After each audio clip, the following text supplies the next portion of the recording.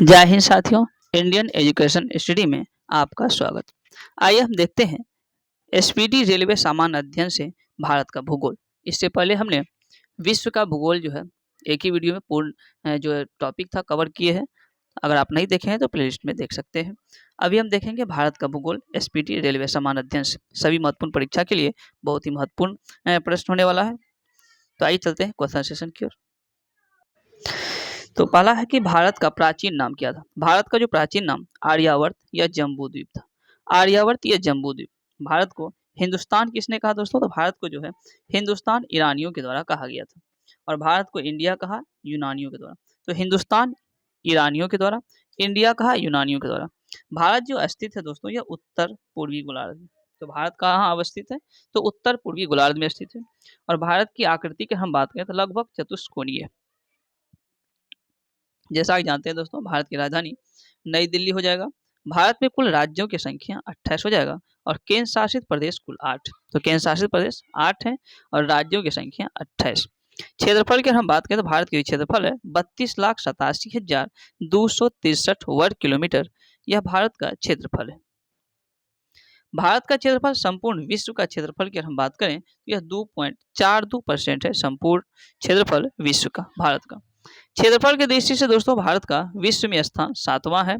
और क्षेत्रफल की दृष्टि से भारत से 6 बड़े राज्य हैं वह है पहला स्थान पर रूस है, दूसरा स्थान कनाडा, तीसरा चीन, चौथा अमेरिका, ब्राजील, 5वां और छठा ऑस्ट्रेलिया, 7वां तो भारत ही हो गया।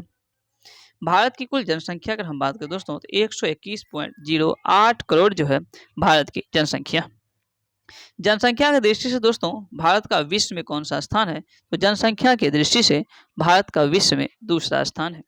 विश्व जनसंख्या का भारत में जो निवास करती है लगभग 17.5%। और भारत में सर्वाधिक जो है बोली जाने वाली भाषा कौन सी है दोस्तों? तो यह हिंदी हो जाएगी। भारत में सबसे अधिक बोली जाने वाली भाषा हिंदी। सबसे बड़ी जनजाति जो भारत की है वो भील है और दूसरा अगर पूछेगा तो गौंड हो जाएगा। तो भारत की सबसे बड़ी जनजाति भील, दूसरा गौंड। भारत का अक्षांशीय विस्तार की अगर हम बात करें दोस्तों तो भारत की जो अक्षांशीय विस्तार है 8 डिग्री 4 मिनट से लेकर 37 डिग्री 6 मिनट उत्तरी अक्षांश तक है। और देशांतरीय जो विस्तार है दोस्तों भारत का यह 68 डिग्री 7 मिनट से लेकर 97 डिग्री 25 मिनट पूर्वी देशांतर तक है इसका देशांतरीय विस्तार। उत्तर से दक्षिण लंबाई है दोस्तों भारत का 3214 किलोमीटर। तो उत्तर से दक्षिण 3214, पूरब से पश्चिम 2933 किलोमीटर, पूरब से पश्चिम 2933। भारत की पूर्वी बिंदु की हम बात करें दोस्तों भारत की सबसे पूर्वी बिंदु यह कीबीथू है। तो भारत का सबसे पूर्वी बिंदु कीबीथू। और यह जो कीबीथू कहाँ स्थित है दोस्तों? यह हो जाएगा अरुणाचल प्रदेश। तो कीबीथू अरुणाचल प्रदेश में स्थित। और भारत का सबसे पश्चिमी बिंदु की हम बात करें दोस्तों तो गुहार मोती या इसी को गोड़ माता भी कहते हैं जो कि कच्छ जिला गुजरात में स्थित है। तो भारत के सबसे पश्चिमी बिंदु गुजरात के कच्छ जिला के गुहार मोती और पूर्वी बिंदु अरुणाचल प्रदेश के कीबीथू में स्थित है। नेक्स्ट पॉइंट है दोस्तों उत्तरी बिंदु की हम बात करें तो उत्तरी बिंदु इंदिरा कौल हो जाएगा। और यह इंदिरा कौल कहाँ स्थित है? यह हो जाएगा लद्दाख में। तो इंदिरा कौल लद्दाख में स्थित। मुख्य भूमि के दक्षिणी बिंदु दोस्तों बात करें दोस्तों तो यह जो है कन्याकुमारी। भारत के मुख्य भूमि के दक्षिणी बिंदु कन्याकुमारी। सबसे दक्षिणतम बिंदु इंदिरा पॉइंट हो जाएगा। इंदिरा पॉइंट इसे पिग्मेलियन या पारसन पॉइंट भी कहते हैं जो ग्रेट निकोबार से दक्षिण में स्थित। नेक्स्ट है दोस्तों दक्षिणी बिंदु भूमध्य रेखा से जो दूरी है 876 किलोमीटर। तो दक्षिणी बिंदु भूमध्य रेखा से जो दूरी है 876 किलोमीटर। स्थल सीमा की कुल लंबाई 15,200 किलोमीटर है दोस्तों। तो स्थल सीमा की कुल लंबाई 15,200 किलोमीटर। मुख्य भूमि के तट की लंबाई 61 हो जाएगा और द्वीप सहित तट की लंबाई पूछेगा तो 7516.6 किलोमीटर हो जाएगा। तो दोस्तों स्थल सीमा की कुल लंबाई 15,200, मुख्य भूमि के तट की लंबाई 61 किलोमीटर और द्वीप सहित तट की लंबाई 16.6 किलोमीटर। भारत की मानक समय की हम बात करें दोस्तों तो 82.5 डिग्री पूर्वी देशांतर रेखा है जो प्रयागराज के नैनी से होकर गुजरती है। और भारत का मानक समय ग्रीनविच मानव समय जिसको जीएमटी बोलते हैं, ग्रीनविच मानव समय से जो आगे है भारत का समय 5.5 घंटा। कितना दोस्तों? 5.5 घंटा। नेक्स्ट है दोस्तों 82.5 डिग्री पूर्वी देशांतर। यह रेखा गुजरती है कुल कितने राज्यों से, तो कुल 5 राज्यों से। तो 82.5 पूर्वी जो देशांतर है कुल कितने राज्यों से गुजरती है, तो यह कुल 5 राज्यों से। यह 5 राज्य कौन कौन से हैं दोस्तों, यह हो जाएगा उत्तर प्रदेश, मध्य प्रदेश, आंध्र प्रदेश, उड़ीसा और छत्तीसगढ़।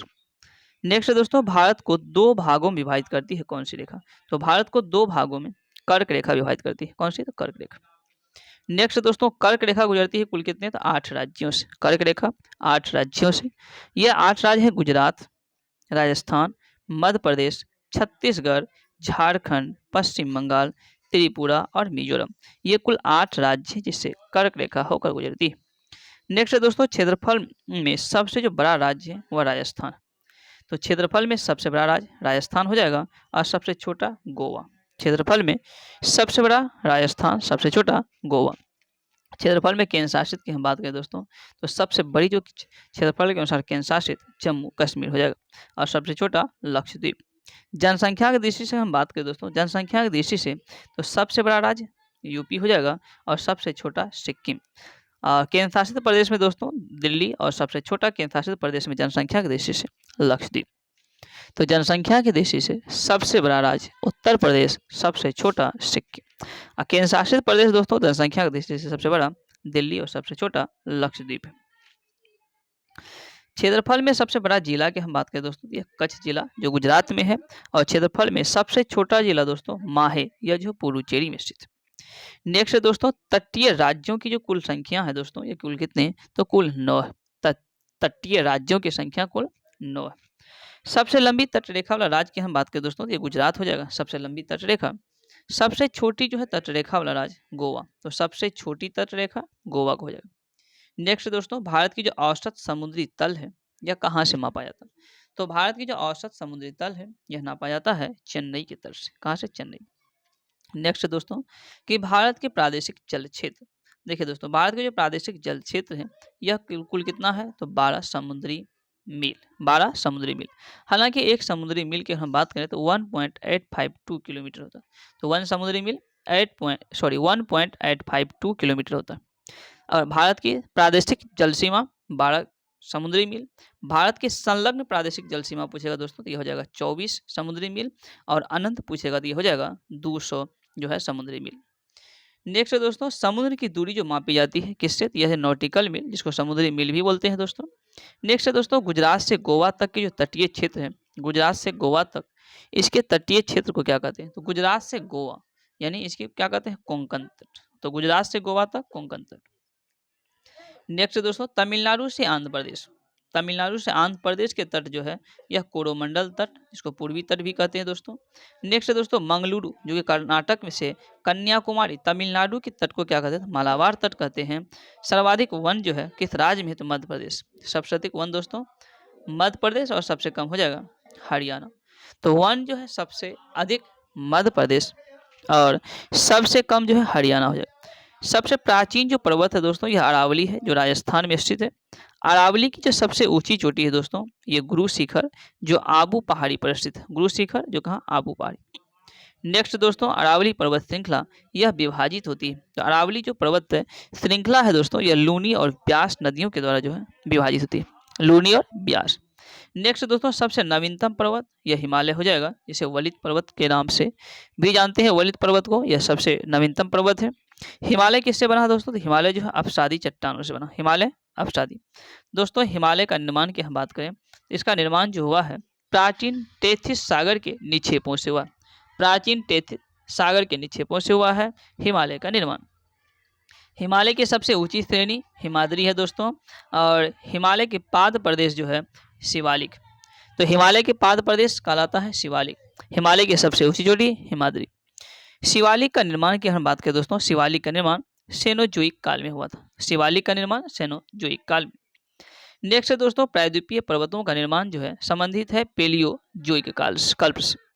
प्रायद्वीपीय पर्वतों का निर्माण संबंधित है पेलियोजोइक कल्प से। नेक्स्ट दोस्तों, महान हिमालय की औसत ऊंचाई कितनी है, 6100 मीटर। महान हिमालय की औसत ऊंचाई 6100 मीटर है। अराकान योमा पर्वत कहाँ स्थित है दोस्तों, तो म्यांमार में। अराकान योमा पर्वत म्यांमार में स्थित है। मेवाड़ का जो पठार है राजस्थान और मध्य प्रदेश में दोस्तों, मेवाड़ का पठार राजस्थान और मध्य प्रदेश में है। मालवा का पठार फैला है दोस्तों मध्य प्रदेश, राजस्थान और गुजरात। तो मालवा का पठार मध्य प्रदेश, राजस्थान और गुजरात में है। मालवा के पठार की हम बात करें दोस्तों तो यह स्थित कहाँ, यह स्थित जो है अरावली और विंध्या जो है श्रृंखलाओं के मध्य है मालवा के पठार। मैकाल के पठार दोस्तों ये छत्तीसगढ़ में हो जाएगा। मैकाल का पठार छत्तीसगढ़। मैकाल पहाड़ी का सर्वोच्च शिखर अमरकंटक। मैकाल पहाड़ी का सर्वोच्च शिखर अमरकंटक हो जाएगा। भारत का रूर किसे कहते हैं दोस्तों, भारत का रूर छोटा नागपुर के पठार। भारत का रूर छोटा नागपुर पठार के, और छोटा नागपुर पठार की जो ऊंची चोटी पारसनाथ है, ऊंची चोटी पारसनाथ। दक्कन का पठार बेसाल्ट चट्टान से बना है।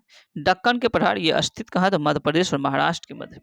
मध्य प्रदेश और महाराष्ट्र के मध्य जो है दोस्तों दक्कन के पठार स्थित है। दक्कन पठार का पूर्वी भाग की हम बात करें दोस्तों तो यह जो है विदर्भ है। दक्कन पठार के पूर्वी भाग विदर्भ। माहिम तट जो स्थित है दोस्तों यह महाराष्ट्र, माहिम तट महाराष्ट्र में है। गिरनार की पहाड़ी स्थित है दोस्तों ये गुजरात में, गिरनार की पहाड़ी गुजरात में। दक्षिण पठार की ढाल जो है पूरब की ओर है, दक्षिणी जो पठार का ढाल ये दोस्तों पूरब की ओर स्थित है। नेक्स्ट दोस्तों यू आकार की घाटी का निर्माण जो हुआ है, यू आकार की घाटी का निर्माण यह हिम छादन से हुआ। यू आकार की घाटी का निर्माण किसके द्वारा होता है, यह दोस्तों हिम छादन से होता है। धारवाड़ का पठार दोस्तों यह कर्नाटक राज्य में, धारवाड़ का पठार कर्नाटक में है। सतपुड़ा पहाड़ी स्थित है दोस्तों यह नर्मदा और ताप्ती के बीच। तो सतपुड़ा पहाड़ी नर्मदा और ताप्ती नदी के बीच स्थित है। सतपुड़ा की पहाड़ी दोस्तों अगर हम बात करते हैं मध्य प्रदेश में, सतपुड़ा की पहाड़ी मध्य प्रदेश। सतपुड़ा रेंज की जो सर्वोच्च चोटी है धूपगढ़, सतपुड़ा रेंज इसकी सर्वोच्च चोटी धूपगढ़, और यह धूपगढ़ दोस्तों स्थित है पंचमढ़ी मध्य प्रदेश। धूपगढ़ स्थित है पंचमढ़ी मध्य प्रदेश। महादेव की पहाड़ी की हम बात करें तो महादेव की जो पहाड़ी है सतपुड़ा पर्वत श्रेणी के भाग है जो मध्य प्रदेश में स्थित है महादेव की पहाड़ी। महेंद्रगिरी दोस्तों, महेंद्रगिरी जो है यह उड़ीसा में स्थित पर्वत है और यह पूर्वी घाट का, महेंद्रगिरी उड़ीसा में पूर्वी घाट का जो है पर्वत है। पश्चिमी जो घाटी है यह एक भ्रंश जो है कगार है, पश्चिमी घाटी। और यह पश्चिमी घाट को क्या कहते हैं दोस्तों, सह्याद्री। पश्चिमी घाट को सह्याद्री कहते हैं। उत्तरी सह्याद्री की जो सर्वोच्च शिखर है काल सुईबाई, क्या है दोस्तों, काल सुईबाई। दक्षिणी सह्याद्री की सर्वोच्च जो है शिखर है दोस्तों कुद्रेमुख। दक्षिणी सह्याद्री की सर्वोच्च शिखर कुद्रेमुख। उत्तरी सह्याद्री की दूसरी प्रमुख चोटी दोस्तों कौन सा है, तो उत्तरी जो है सह्याद्री की दूसरी प्रमुख चोटी महाबलेश्वर, कौन सा, तो महाबलेश्वर। और महाबलेश्वर की उच्चतम बिंदु विल्सन पॉइंट। तो महाबलेश्वर के उच्चतम बिंदु जो है विल्सन पॉइंट हो जाएगा। दक्षिण भारत या प्रायद्वीपीय भारत की सर्वोच्च जो है पर्वत चोटी अन्नाईमुदी हो जाएगा। अन्नाईमुदी, अन्नाईमुदी जो स्थित है दोस्तों या अन्नामलाई की पहाड़ी पर है अन्नाईमुदी।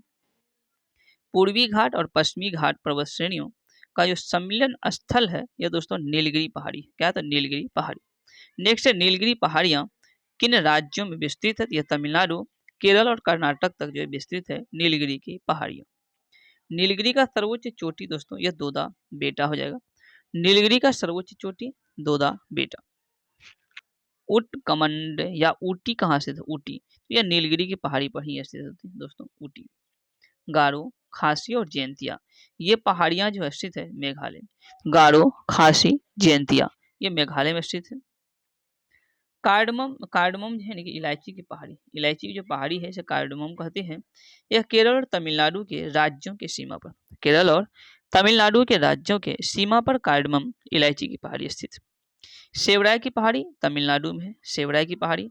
शेषाचलम की पहाड़ी यह तेलंगाना में, शेषाचलम तेलंगाना हो जाएगा।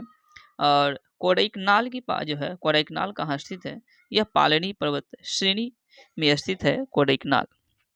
विश्व का सर्वोच्च पर्वत शिखर, तो विश्व का जो सर्वोच्च पर्वत शिखर या माउंट एवरेस्ट हो जाएगा जिसकी ऊंचाई 8,848.86 या लगभग 8,850 मीटर दिया हुआ है। एग्जैक्ट अगर पूछेगा तो 8,848.86 मीटर हो जाएगा, जो यह नेपाल में स्थित है। माउंट एवरेस्ट को अन्य किस नाम से जानते हैं दोस्तों, तो यह जो है सागर माथा, माउंट एवरेस्ट को सागर माथा के नाम से जानते हैं। भारत की जो सर्वोच्च जो है पर्वत शिखर यह गॉडविन ऑस्टिन जिसको K2 कहते हैं शॉर्ट में, और यह जो है काराकोरम श्रेणी में स्थित है। भारत की सर्वोच्च पर्वत शिखर गॉडविन ऑस्टिन से K2 कहती है। भारत की दूसरी सबसे ऊंची चोटी कौन सी है? तो कंचनजंगा हो जाएगा, जो सिक्किम राज्य में स्थित है, भारत की दूसरी सबसे ऊंची चोटी। नंदा देवी चोटी कहाँ स्थित है दोस्तों? नंदा देवी चोटी उत्तराखंड में स्थित है। नंदा देवी चोटी जो भाग है यह कुमायूं हिमालय का भाग है। नंदा देवी चोटी कुमायूं हिमालय का एक भाग है। कुल्लू घाटी जो स्थित है यह धौलाधर और पीर पंजाल श्रेणियों के मध्य हिमालय में स्थित है। शिमला स्थित है दोस्तों, यह धौलाधर श्रेणी पर स्थित है। शिमला स्थित है धौलाधर श्रेणी पर। शांत या मौन घाटी स्थित है दोस्तों, शांत या मौन घाटी केरल में। तो शांत घाटी या मौन घाटी केरल में स्थित है। भारत का सबसे ऊंचा दर्रा कौन सा है दोस्तों? ये काराकोरम हो जाएगा, जो भारत का सबसे ऊंचा दर्रा है काराकोरम। और ये काराकोरम कहाँ स्थित है दोस्तों? यह लद्दाख में। काराकोरम लद्दाख क्षेत्र में स्थित है। नाथुला या जेलेपला दर्रा जो स्थित है सिक्किम में। नाथुला या जेलेपला दर्रा सिक्किम में स्थित है। जोजिला या बुर्जिल दर्रा जम्मू कश्मीर में है। जोजिला या बुर्जिल। शिवकिला दर्रा हिमाचल प्रदेश हो जाएगा। माना नीति या लिपुलेख ये उत्तराखंड में है। बोमडिला दर्रा अरुणाचल प्रदेश। रोहतांग दर्रा हिमाचल प्रदेश में। तो रोहतांग हिमाचल प्रदेश। मनाली को लेह से जोड़ता है दोस्तों यह रोहतांग दर्रा। तो मनाली को लेह से जोड़ता है कौन सा? तो रोहतांग दर्रा। मनाली को लेह से रोहतांग दर्रा।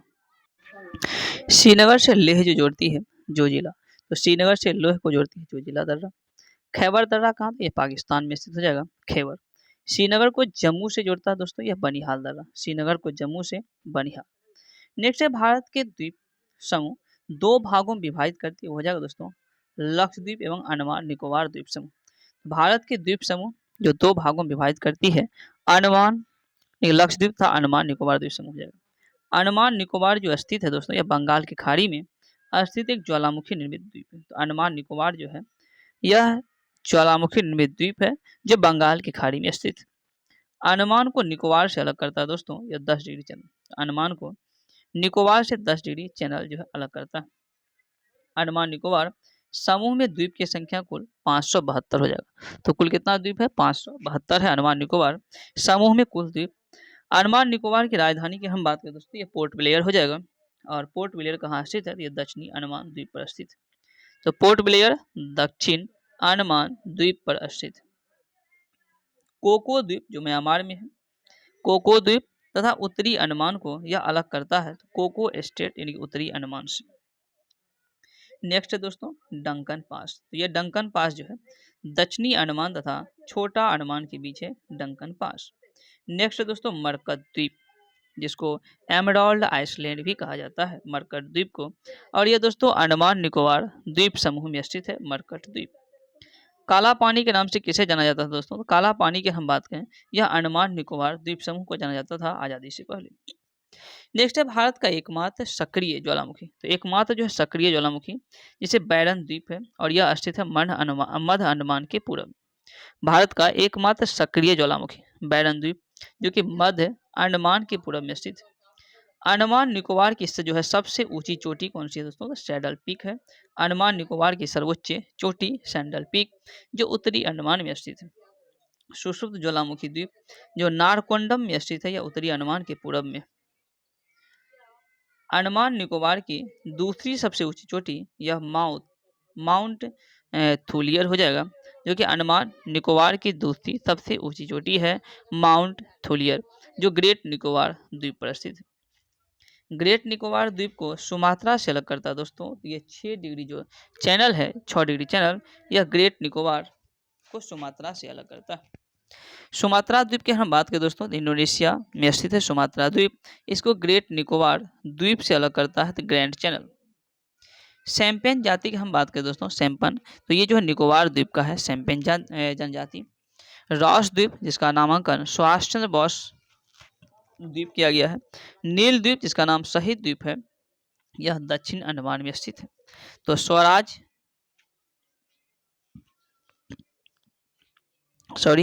रॉस द्वीप और नील द्वीप। रॉस द्वीप यानी सुभाष चंद्र बोस द्वीप और शहीद द्वीप दोनों का दक्षिण अंडमान में स्थित है। हैवलॉक द्वीप जिसे स्वराज द्वीप कहा गया है हैवलॉक द्वीप को, यह पोर्ट ब्लेयर के उत्तर पूर्व अंडमान द्वीप में स्थित है दोस्तों। कलाम जो है, कलाम यानी कि अबुल कलाम द्वीप, अबुल कलाम द्वीप, इसे व्हीलर द्वीप का ही मतलब नया नाम अबुल कलाम द्वीप है। यह स्थित है दोस्तों उड़ीसा में, बंगाल के खाड़ी में। तो उड़ीसा बंगाल खाड़ी। लक्षद्वीप की हम बात करें दोस्तों, यह अरब सागर में स्थित प्रवाल भित्तियों द्वारा निर्मित एक द्वीप है लक्षद्वीप। ओंग जनजाति दोस्तों, यह छोटा अंडमान द्वीप में की जनजाति है ओंग। लक्षद्वीप की राजधानी दोस्तों कावारती है, कावारती लक्षद्वीप की राजधानी। लक्षद्वीप में कुल द्वीपों की ये संख्या कुल 36 है। मालदीव और मिनिकॉय, यानी कि मालदीव और मिनिकॉय को जो अलग करता है यह 8 डिग्री चैनल और 9 डिग्री दोस्तों लक्षद्वीप को मिनिकॉय से। तो लक्षद्वीप को मिनिकॉय से 9 डिग्री और मिनिकॉय को मालदीव से 8 डिग्री। लक्षद्वीप समूह का सबसे बड़ा द्वीप दोस्तों कौन सा है? तो आंट्रोट जो है लक्षद्वीप का सबसे बड़ा द्वीप।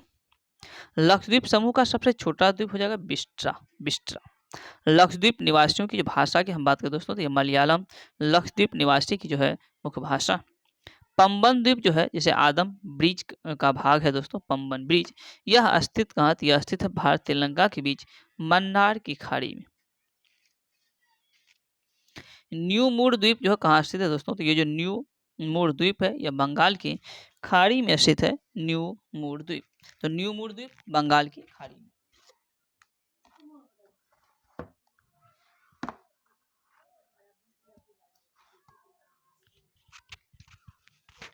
भारत की नदियों का जो अपोहन तंत्र है, अपवाह तंत्र, इसको दो भागों में बांटता है, तो हिमालयी तथा प्रायद्वीपीय। कुछ प्रमुख हिमालयी जो नदी है दोस्तों, कुछ प्रमुख हिमालयी नदी वह है गंगा, गंगा, सिंधु, सतलज और ब्रह्मपुत्र हो जाएगा।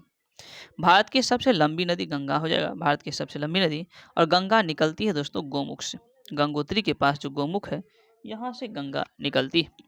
अलकनंदा और भागीरथी जो देव प्रयाग में मिलती है और इसकी संयुक्त जो है रूप से क्या कहते हैं इसको? गंगा। यानी कि अलकनंदा और भागीरथी नदी जब देव प्रयाग में मिलती है एक दूसरे से, तो वहाँ जो इसका नामांकन गंगा हो जाता है। बद्रीनाथ मंदिर स्थित है दोस्तों अलकनंदा के तट पर, बद्रीनाथ मंदिर अलकनंदा के तट पर है। बांग्लादेश में गंगा को क्या कहते हैं दोस्तों? ये पद्मा। बांग्लादेश में गंगा को पद्मा कहते हैं। गंगा और ब्रह्मपुत्र की संयुक्त धारा मेघना कहलाती है। बिहार का शोक कोसी नदी कहते हैं। बंगाल का शोक दामोदर कहते हैं। और उड़ीसा का शोक जो है महानदी। एक बार फिर से देखिए दोस्तों, बिहार का शोक किस नदी को? तो कोसी नदी को। बंगाल का शोक दामोदर और उड़ीसा का जो है शोक महानदी को कहा जाता है। दामोदर नदी कहाँ से निकलती है दोस्तों? तो ये छोटा नागपुर के पठार से निकलती है दामोदर नदी।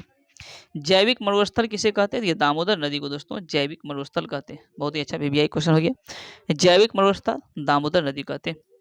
केदारनाथ,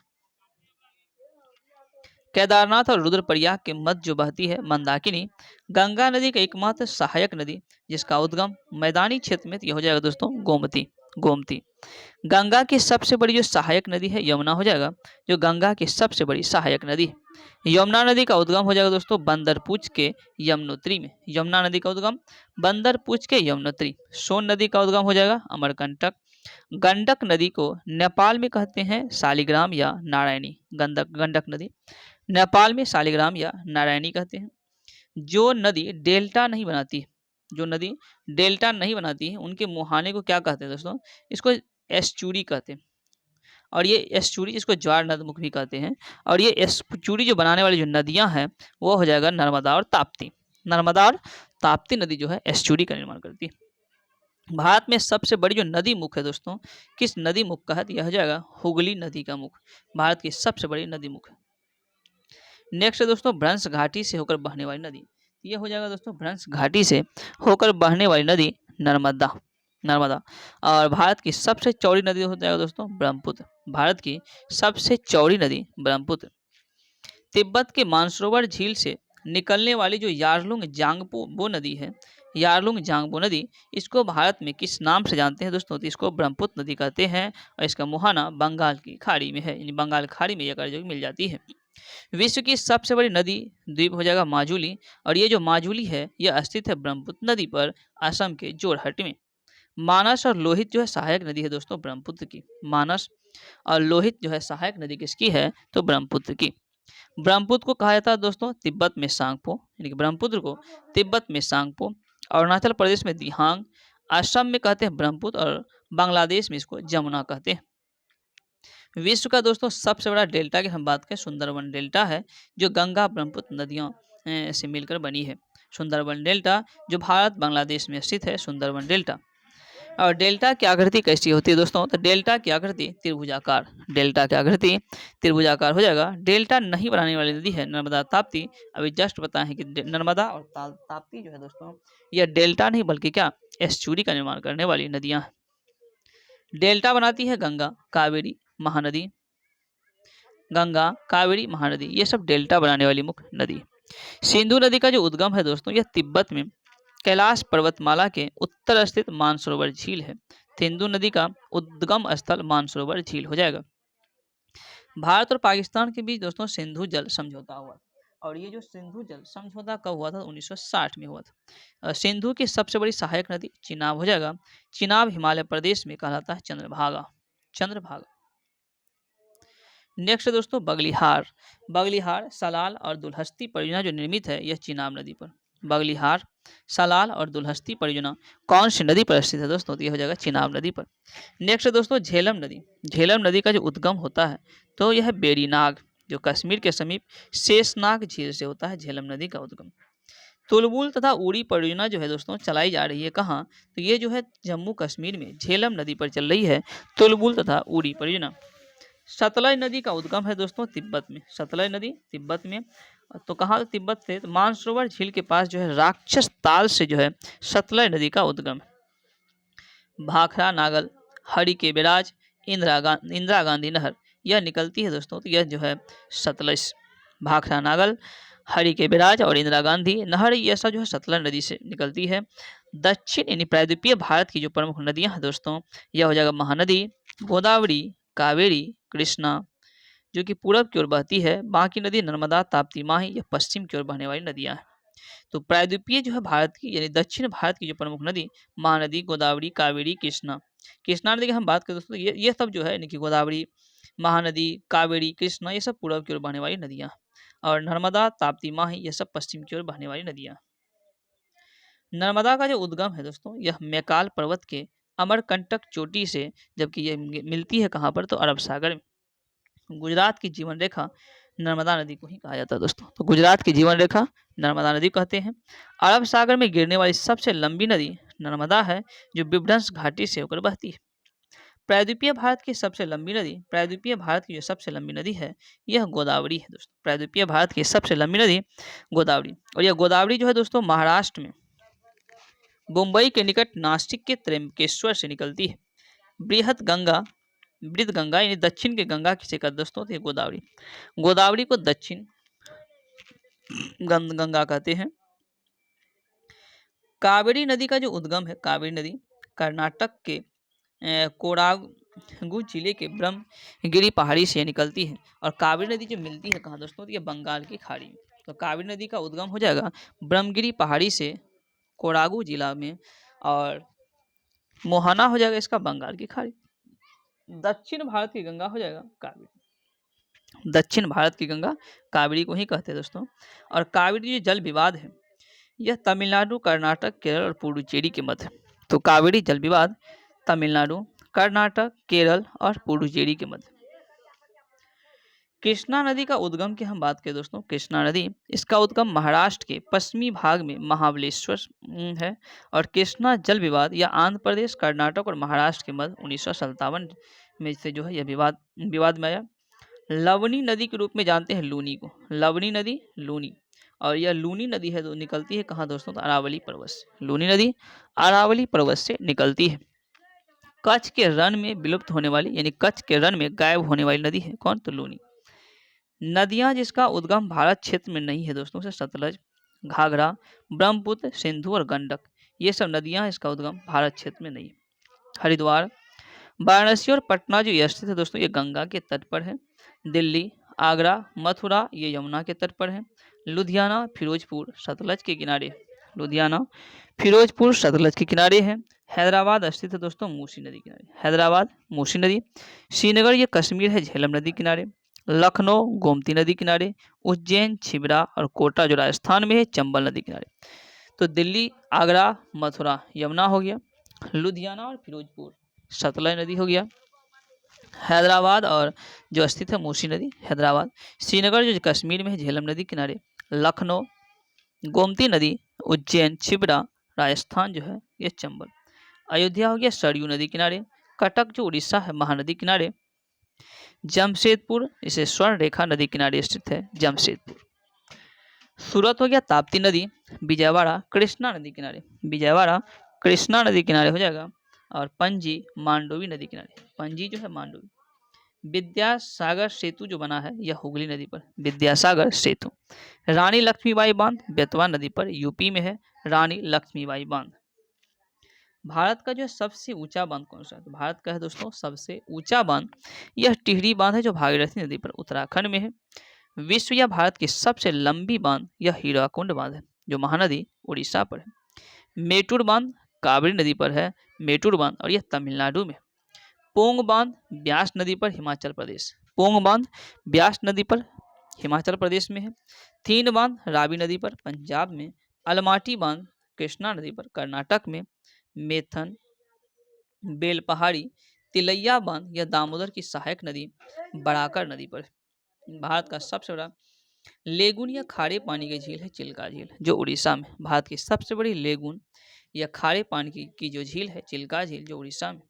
चिल्का झील प्रसिद्ध है दोस्तों झींगा पालन के लिए। चिल्का झील झींगा पालन के लिए प्रसिद्ध है। भारत की सबसे मीठे पानी की झील बुलर झील जो कश्मीर में है और इसी पर तुलबुल परियोजना भी है। तो तुलबुल परियोजना बुलर झील पर है और बुलर झील भारत की सबसे बड़ी मीठे पानी की झील है। भारत की सबसे बड़ी कृत्रिम झील गोविंद वल्लभ पंत है जिस पर रिहंद नदी यह जो बना हुआ है यानी कि गोविंद वल्लभ पंत सागर जो है जो झील है यह किस नदी पर निर्मित है दोस्तों? यह रिहंद नदी पर। और यह जो है भारत की सबसे बड़ी कृत्रिम झील है गोविंद वल्लभ पंत। भारत में सबसे अधिक ऊंचाई पर स्थित झील चोलामू झील हो जाएगा जो सिक्किम में है। तिस्ता नदी के उद्गम की हम बात करें दोस्तों तो यही चोलामू झील से तिस्ता नदी निकलती है। पूर्वोत्तर भारत की सबसे बड़ी मीठे पानी की झील है लोकटक झील जो मणिपुर में है। यह पूर्वोत्तर भारत की सबसे बड़ी मीठे पानी की झील है। विश्व का दोस्तों एकमात्र तैरता हुआ राष्ट्रीय उद्यान केबुल लामजाओ जो स्थित है लोकटक झील पर। तो विश्व का एकमात्र तैरता हुआ राष्ट्रीय उद्यान केबुल लामजाओ हो जाएगा केबुल लामजाओ। गांधी सागर जो कि मध्य प्रदेश में है।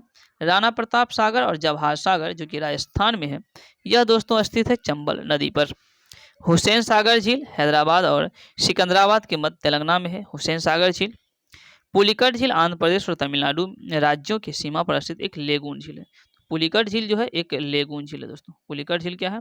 एक लेगून झील है। बेरीनाग मानसबल शेषनाग नागिन डल झील ये सब झील कहाँ स्थित है दोस्तों? तो ये सब हो जाएगा जम्मू कश्मीर। तो नाग नागिन जितना भी लास्ट में लगा होगा सब हो जाएगा जम्मू कश्मीर। तो बेरीनाग मानसबल शेषनाग नागिन और डल झील सब जो है जम्मू कश्मीर में स्थित है। सांभर झील राजसमंदर झील पिछोला डिडवाना फतेह सागर लून करणसर और जय समंदर झील ये दोस्तों राजस्थान में है। बेमनाड झील और पेरियार जो है यह केरल हो जाएगा। तो केरल में पेरियार झील है और बेमनाड झील है। कोलेरू झील स्थित है दोस्तों आंध्र प्रदेश। कोलेरू झील आंध्र प्रदेश। फुलहर झील जो है उत्तर प्रदेश के पीलीभीत में है फुलहर झील। लोनार झील ये दोस्तों महाराष्ट्र में है। लोनार झील कहाँ? तो महाराष्ट्र में है। रहस्यमयी झील कहते हैं किसको? रूपकुंड झील को रहस्यमयी झील कहते हैं। रूपकुंड झील रहस्यमयी। और ये स्थित है रूपकुंड झील उत्तराखंड में। हिम झील भी है। रुद्रसागर झील स्थित है दोस्तों मध्य प्रदेश में। तो रुद्रसागर मध्य प्रदेश हो जाएगा। भारत का सर्वाधिक ऊंचा जो जलप्रपात है कुंचिकल जलप्रपात हो जाएगा जो 455 मीटर है। भारत का सबसे ऊंचा जलप्रपात कुंचिकल हो जाएगा जो 455 मीटर है। और ये कुंचिकल जो है जलप्रपात दोस्तों कहाँ स्थित है? ये हो जाएगा कर्नाटक में। कहाँ? कर्नाटक। चौड़ाई की दृष्टि से भारत का सबसे बड़ा जलप्रपात है चौड़ाई की दृष्टि से यह हो जाएगा जोगीगढ़सोप्पा या इसी को महात्मा गांधी जलप्रपात भी कहा जाता है। और यह जलप्रपात दोस्तों कर्नाटक में शरावती नदी पर है। कर्नाटक में शरावती नदी पर। धुआंधार जलप्रपात जो है यह स्थित है नर्मदा नदी पर। धुआंधार जलप्रपात नर्मदा नदी पर जबलपुर मध्य प्रदेश के निकट स्थित है। हॉकेनकाल जो है जलप्रपात स्थित है दोस्तों तमिलनाडु में कावेरी नदी पर हॉगेनकाल जलप्रपात स्थित। हुनरू जलप्रपात स्थित है दोस्तों स्वर्णरेखा नदी पर। हुनरू जलप्रपात स्थित है स्वर्णरेखा नदी पर। और शिव समुद्रम जलप्रपात स्थित है कर्नाटक में, कावेरी नदी पर स्थित है शिव समुद्रम जलप्रपात। काकोलता जलप्रपात की अगर हम बात करें नवादा बिहार में स्थित है दोस्तों। काकोलता जलप्रपात गोकक जलप्रपात जो है गोकक यह स्थित है घाट प्रभा नदी पर, कर्नाटक के बेलागावी जिला में गोकक जलप्रपात। स्वतंत्र भारत की पहली जो बहुउद्देशीय परियोजना, स्वतंत्र भारत की पहली बहुउद्देशीय परियोजना यह है दामोदर घाटी परियोजना, जो अमेरिका के टेनेंसी नदी घाटी परियोजना पर आधारित है। तो बहुउद्देशीय परियोजना जो स्वतंत्र भारत की पहली है वह दामोदर घाटी परियोजना है। और यह किस पर आधारित है? यह टेनेंसी नदी घाटी परियोजना जो अमेरिका की है इस पर आधारित है। दामोदर घाटी परियोजना का जो विस्तार है ये झारखंड तथा पश्चिम बंगाल राज्यों में। दामोदर घाटी परियोजना इसका विस्तार झारखंड तथा पश्चिम बंगाल में। बहुउद्देशीय परियोजनाओं में आधुनिक भारत का मंदिर किसे कहा जाता था? आधुनिक भारत का जो मंदिर है जवाहरलाल नेहरू को कहा था। जवाहरलाल नेहरू ने कहा था कि बहुउद्देशीय परियोजना को जो है कि आधुनिक भारत का मंदिर कहा था किसने? जवाहरलाल नेहरू। देश की सबसे बड़ी जो बहुउद्देशीय परियोजना है दोस्तों यह है सतलज नदी पर बना है भाखड़ा नागर परियोजना। नागार्जुन सागर परियोजना कृष्णा नदी पर आंध्र प्रदेश और तेलंगाना में है। तो नागार्जुन सागर परियोजना जो है कृष्णा नदी। उड़ी और तुलबुल परियोजना झेलम नदी पर जम्मू कश्मीर में है। सरदार सरोवर संयुक्त परियोजना यह मध्य प्रदेश, गुजरात, महाराष्ट्र और राजस्थान में सरदार सरोवर संयुक्त परियोजना। तो मध्य प्रदेश, गुजरात, महाराष्ट्र और राजस्थान में।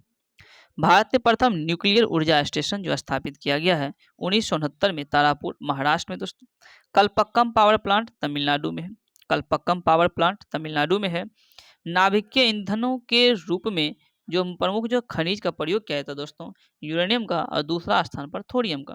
नाभिकीय ईंधन में यूरेनियम और दूसरा थोरियम का। भारत में प्रचुर मात्रा में जो उपलब्ध नाभिकीय ईंधन है वह थोरियम है। भारत में प्रचुर मात्रा में थोरियम।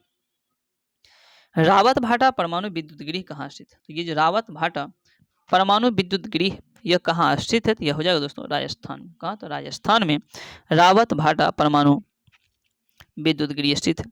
नरोड़ा परमाणु विद्युत गृह उत्तर प्रदेश हो जाएगा। काकरापाड़ा नाभिकीय संयंत्र यह गुजरात में। काकरापाड़ा जो है गुजरात। केगा नाभिकीय संयंत्र जो है कर्नाटक में है। और कुडनकुलम परमाणु विद्युत गृह जो है यह तमिलनाडु में।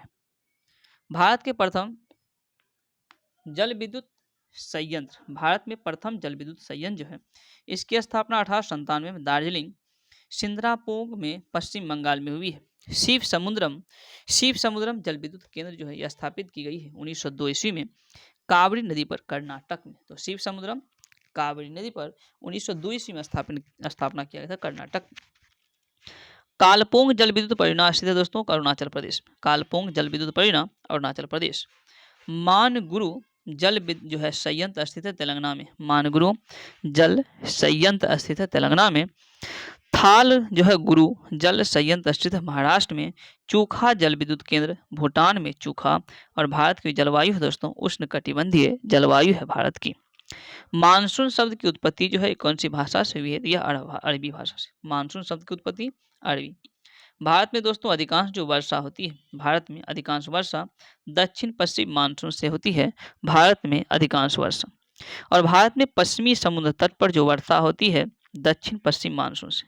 तो भारत में अधिकांश वर्षा दक्षिण पश्चिम मानसून से।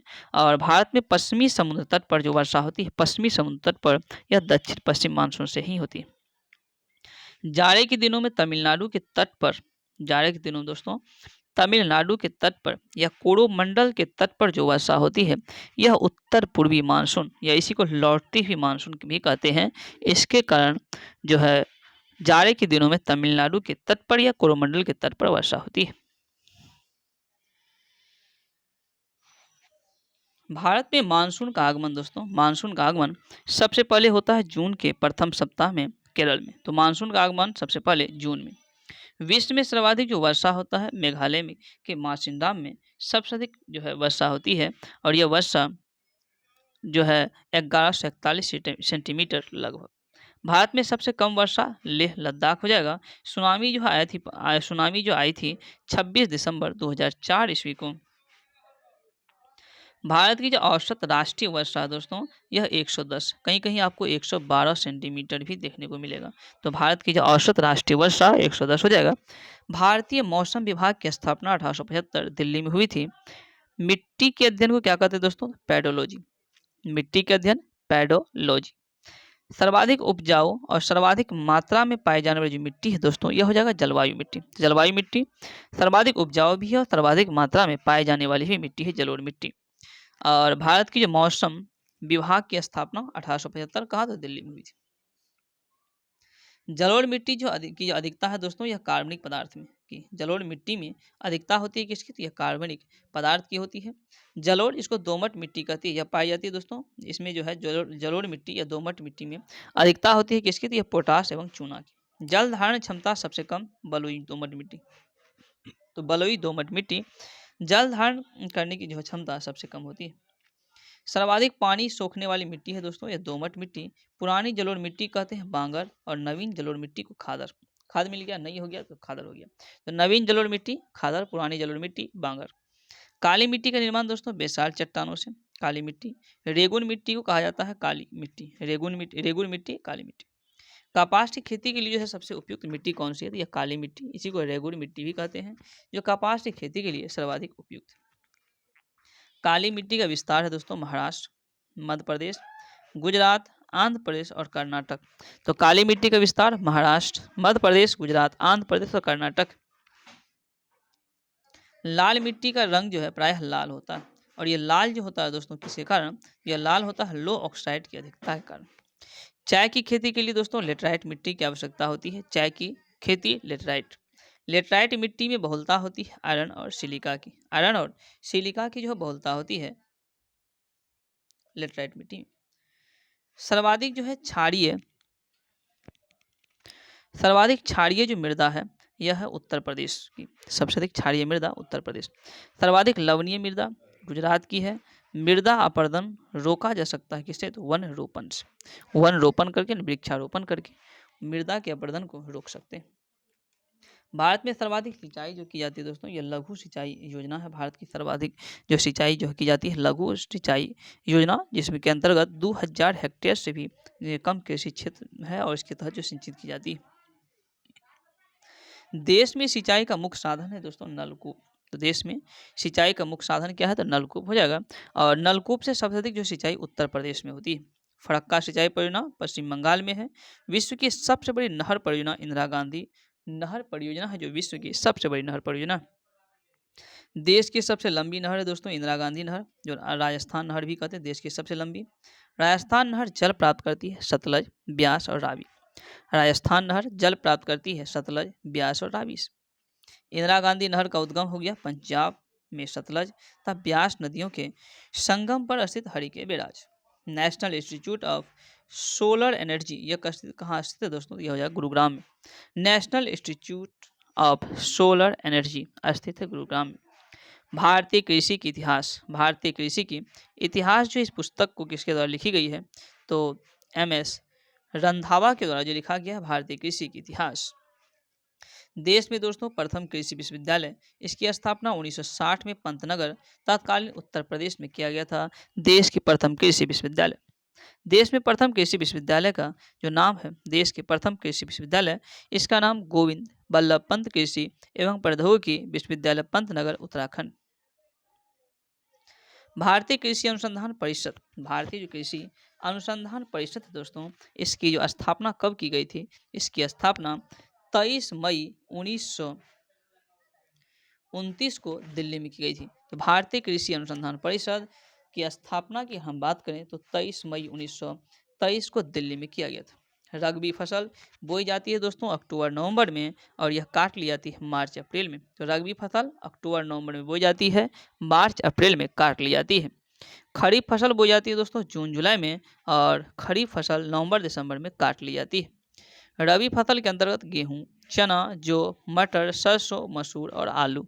एक बार फिर से सुनिएगा। रबी फसल की जो प्रमुख है, रबी फसल में गेहूं, चना, जौ, मटर, सरसों, मसूर और आलू। खरीफ की फसल में धान, गन्ना, गेहूं, ज्वार, बाजरा, मक्का और अरहर, ये सब आते हैं। नगदी फसल की हम बात करें दोस्तों, नगदी, तो प्रमुख जो नगदी फसल है गन्ना, कपास, जूट, तंबाकू, तिलहन। कपास, गन्ना, जूट, तंबाकू और तिलहन जो है प्रमुख नगदी फसल है। भारत में हरित क्रांति के जनक किसे कहते हैं? तो MS स्वामीनाथन को भारत में हरित क्रांति का जनक कहते हैं। और यह भारत में जो हरित क्रांति की शुरुआत हुई थी 1967-68 में। विश्व में हरित क्रांति का जनक नॉर्मन ई बोरलॉग जो कि अमेरिका के थे, इसे कहा जाता है। हरित क्रांति जो है में प्रमुख जो है प्रयुक्त मुख्य जो पादप है फसल हरित क्रांति में वो है गेहूँ, मैक्सिकन प्रजाति के गेहूँ कह सकते हैं। हरियाली योजना संबंधित जल प्रबंधन से हरियाली योजना। सबसे पुराना जो तेल भंडार जो दोस्तों ये डिगबोई असम में है, सबसे पुराना तेल शोधक भंडार। भारत में सर्वप्रथम तेल शोधन या परिसंस्करण संयंत्र की स्थापना हुई थी कहाँ? तो यह डिगबोई में हुई थी 1901 ईस्वी में। देश का पहला लौह इस्पात कारखाना यह 1874 में कुल्टी बंगाल में स्थापित किया गया था दोस्तों। Tata iron and steel company TISCO जिसकी स्थापना 1907 में झारखंड के जमशेदपुर साकची में जमशेदजी टाटा द्वारा किया गया था। Tata iron and steel company की स्थापना। बोकारो इस्पात संयंत्र स्थित है दोस्तों, यह जो है सोवियत संघ के सहयोग से झारखंड में स्थापित किया गया था बोकारो इस्पात संयंत्र। और यह स्थापना 1964 में हुआ था बोकारो इस्पात संयंत्र। पंचवर्षीय योजना की हम बात करें, तीसरी पंचवर्षीय योजना हो जाएगा दोस्तों बोकारो इस्पात संयंत्र की स्थापना। दुर्गापुर इस्पात संयंत्र की हम बात करें दोस्तों 1956 में स्थापना हुआ था ब्रिटेन के सहयोग से वर्धमान पश्चिम बंगाल में स्थापित। तो दुर्गापुर 1956। राउरकेला दोस्तों जर्मनी के सहयोग से उड़ीसा में स्थापित 1959 में। और भिलाई इस्पात संयंत्र 1955 में छत्तीसगढ़ में किया गया था सोवियत संघ की सहायता से। और ये तीनों की हम बात करें ये सब द्वितीय पंचवर्षीय योजना में स्थापित किया गया था दोस्तों। तो दुर्गापुर इस्पात संयंत्र 1956 ब्रिटेन के सहयोग से पश्चिम बंगाल में, राउरकेला जर्मनी के सहयोग से 1959 उड़ीसा और भिलाई इस्पात संयंत्र 1955 सोवियत संघ के सहयोग से Chhattisgarh. Steel authority of India, तो स्टील अथॉरिटी ऑफ इंडिया की स्थापना दोस्तों 24 जनवरी 1973 को किया गया था। 24 जनवरी 1973। भद्रावती लोह इस्पात कारखाना कर्नाटक में है। सूती वस्त्र की पहली मिल दोस्तों जो स्थापना की गई थी 1818 ईस्वी में, यह कोलकाता के फोर्ट ग्लास्टर में किया गया था। सूती वस्त्र की पहली मिल की स्थापना। सूती वस्त्र की राजधानी किसे कहा जाता है दोस्तों? तो यह बम्बई को जो है सूती वस्त्र की राजधानी कहते हैं। उत्तर भारत का मैनचेस्टर कानपुर को कहते हैं। दक्षिण भारत का मैनचेस्टर कोयम्बटूर, भारत का बोस्टन अहमदाबाद, सोने का रेशा कहते हैं इसको जूट को।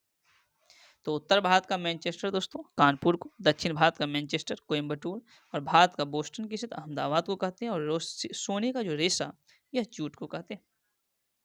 भारत के प्रथम राष्ट्रीय उद्यान की हम बात करें दोस्तों, भारत का जो प्रथम राष्ट्रीय उद्यान है, भारत का प्रथम राष्ट्रीय उद्यान जिम कॉर्बेट राष्ट्रीय पार्क है जो कि उत्तराखंड में है।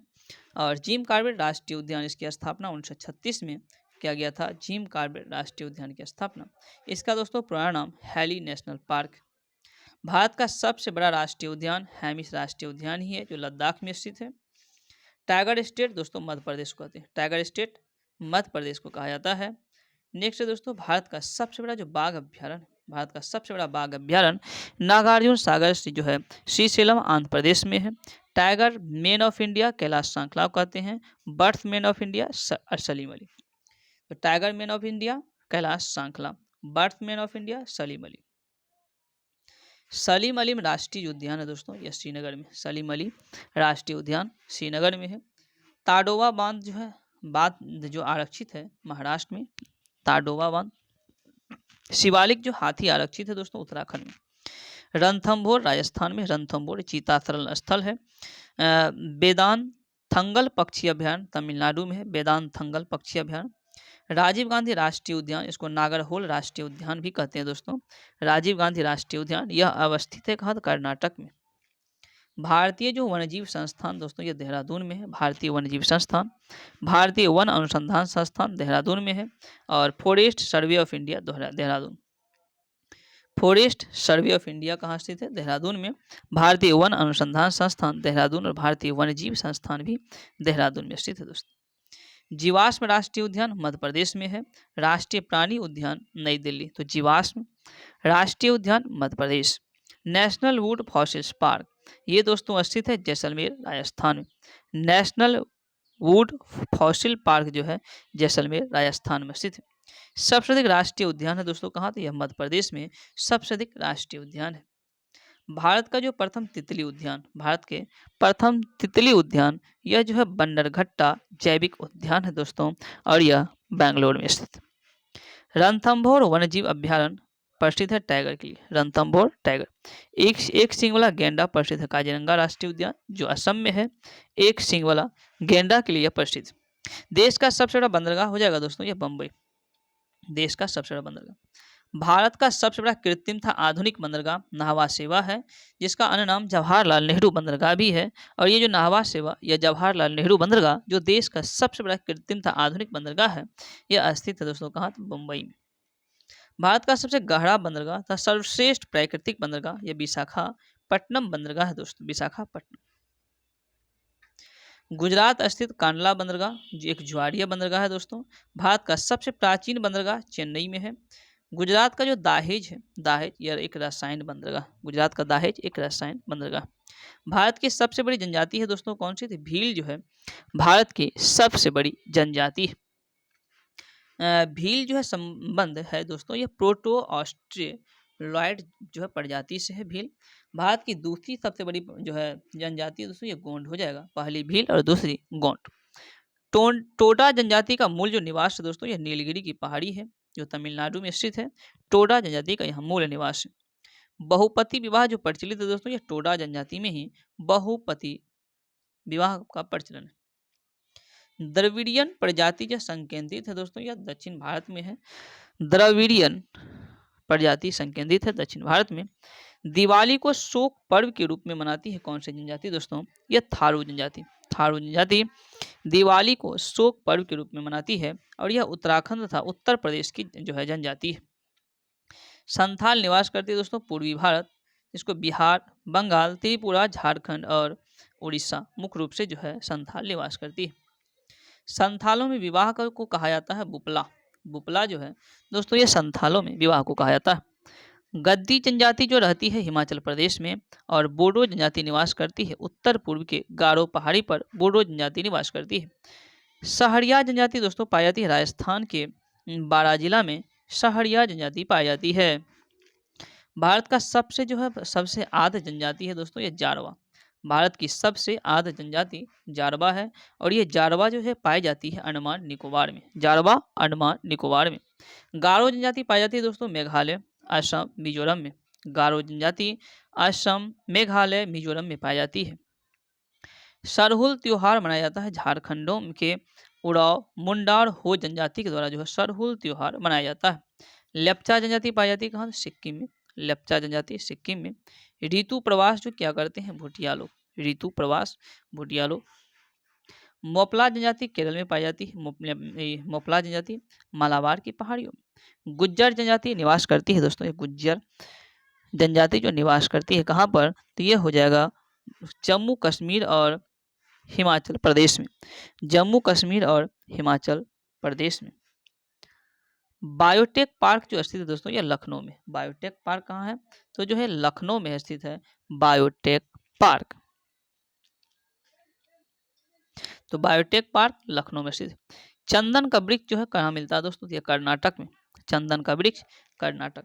फूलों की घाटी है चमोली और ये चमोली कहाँ स्थित है दोस्तों, ये उत्तराखंड में। फूलों की घाटी चमोली उत्तराखंड।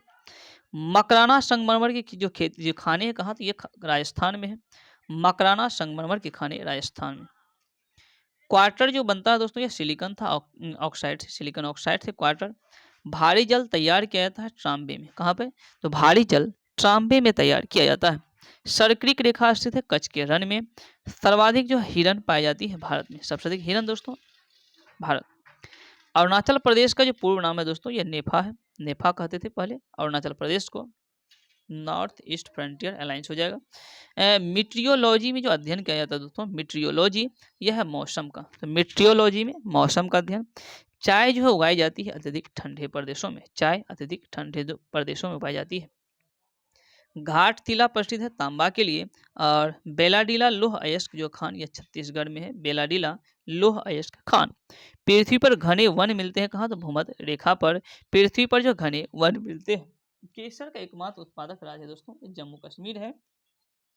मेरिकल्चर है समुद्री जीवों की खेती कहते हैं, मेरिकल्चर समुद्री जीवों की खेती। उर्वरक उत्पादन केंद्र जो है अलवाई, अलवाई कहाँ स्थित है? केरल में है। मॉन्ट्रियल जो है मॉन्ट्रियल संलेखन, यह संबंध है दोस्तों ओजोन अवक्षय से। तो मॉन्ट्रियल जो है लेख जो है यह संबंध है ओजोन अवक्षय से दोस्तों। गोखुर झील का निर्माण जो है नदी के अपर्दन से हुआ दोस्तों। गोखुर झील का निर्माण नदी के अपर्दन से हुआ। कोक का निर्माण किससे होता है दोस्तों? तो कोक जो है इस कोक का निर्माण होता है किससे? तो कोयला से। कोक का निर्माण कोयला से। भारत में उष्णकटिबंधीय शुष्क जो सदाबहार वन मिलते हैं दोस्तों यह तमिलनाडु के तटीय भाग में मिलते हैं। पूर्व का स्कॉटलैंड मेघालय को कहते हैं, पूर्व का स्कॉटलैंड। बिहार स्थित सबसे जो लंबा नदी पुल है दोस्तों महात्मा गांधी सेतु, इसकी लंबाई 5.575 किलोमीटर है। 5.575 किलोमीटर महात्मा गांधी सेतु की लंबाई है जो बिहार में स्थित है गंगा नदी पर। गोंडवाना कोयला क्षेत्र है दोस्तों मध्य प्रदेश में। गोंडवाना मैंग्रोव वनस्पति पाई जाती है सुंदरवन में, मैंग्रोव वनस्पति सुंदरवन। दंडकारण्य जो पठार है दोस्तों ये दंडकारण्य पठार ये कहाँ स्थित है? ये उड़ीसा, छत्तीसगढ़, महाराष्ट्र और आंध्र प्रदेश में। तिरुपति स्थित है शेषाचलम पहाड़ी में स्थित है तिरुपति। नेतरहाट जो स्थित है दोस्तों ये झारखंड के लातेहार जिला में स्थित है नेतरहाट। तलचर जो प्रसिद्ध है दोस्तों ये कोयला खानों के खनिज के लिए प्रसिद्ध है। तलचर कोयला खनिज के लिए प्रसिद्ध है। सबरीमाला स्थित है कहाँ? सबरीमाला ये केरल में है। सबरीमाला समुद्री उत्पादों का सबसे बड़ा उत्पाद जो दोस्तों ये केरल है। समुद्री उत्पाद, तो समुद्री उत्पाद का सबसे बड़ा उत्पाद जो है ये केरल में है। कपास उत्पादन में अग्रणी है महाराष्ट्र, कपास उत्पाद में अग्रणी महाराष्ट्र। इलायची या काजू का जो सबसे बड़ा उत्पादक, इलायची या काजू का सबसे बड़ा उत्पाद राज्य है दोस्तों ये केरल हो जाएगा। लाल मिर्च का सबसे बड़ा उत्पाद आंध्र प्रदेश, लाल मिर्च सबसे बड़ा उत्पाद आंध्र प्रदेश। भारत में प्रमुख जो खाद्य फसल है ये चावल हो जाएगा दोस्तों। भारत की प्रमुख खाद्य फसल चावल। सबसे अधिक जो कहवा होती है कर्नाटक में, सबसे अधिक कहवा कर्नाटक। चावल का कटोरा छत्तीसगढ़ को कहते हैं चावल का कटोरा, चावल का कटोरा छत्तीसगढ़। पृथ्वी पर वस्तु का भार सबसे अधिक कहाँ होगा? तो पृथ्वी पर जो वस्तु का भार सबसे अधिक ध्रुवों पर होता है। कहाँ? ध्रुवों पर। भारत का सबसे महंगा शहर दोस्तों ये मुंबई हो जाएगा। तो भारत का सबसे महंगा शहर मुंबई। पृथ्वी पर वस्तु का भार सबसे ध्रुवों पर, चावल का कटोरा छत्तीसगढ़, सबसे अधिक कहवा कर्नाटक में। भारत की प्रमुख खाद्य फसल चावल हो जाएगा। तो आज का वीडियो यहीं तक दोस्तों। मुझे यकीन है वीडियो आपको पसंद आया होगा। अगर ये वीडियो आपको पसंद आया तो कृपया इसे लाइक करें, चैनल को सब्सक्राइब करें। Thank you.